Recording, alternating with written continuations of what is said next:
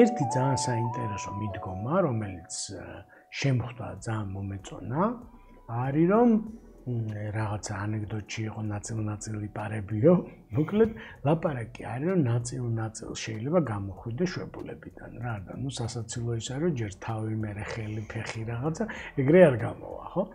მაგრამ ავიღოთ შენი job description-ი, ყველას job description-ში, ანუ სამსახურებრივ აღწერილობაში არის რაღაც სექციები.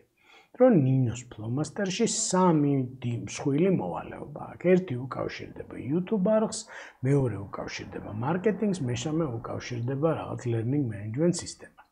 ნინოს შეუძლია შეათანხმოს თავის კოლეგებთან, მენეჯერებთან, რომ YouTuber-ი ნინო გამოვიდეს ამ ორშაბათს, მარკეტერი ნინო შემდეგ ორშაბათს და LMS-ერი ნინო მესამე ორშაბათს, ხო?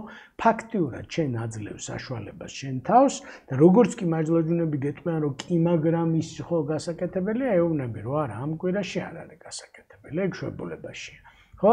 ანუ ფაქტიურად შენ რომ 3 ადამიანი ყოფილიყავი და 3 რაღაცა ვალებოდოთ, ის გამოვიდოდა შემდეგ ორშაბათს, ის გამოვიდოდა იმის შემდეგ ორშაბათს.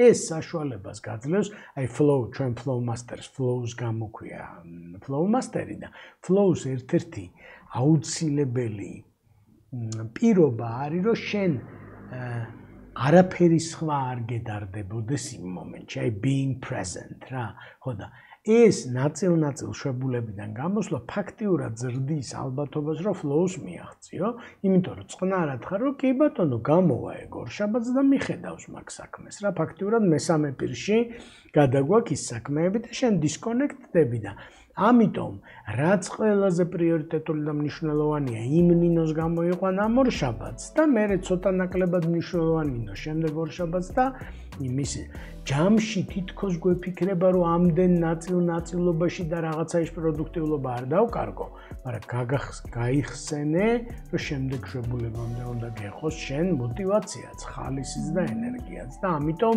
ეს ნელი სტარტი ფაქტიურად არის ინვესტიცია ამ გრძელვადიან პროდუქტიულობაში რა.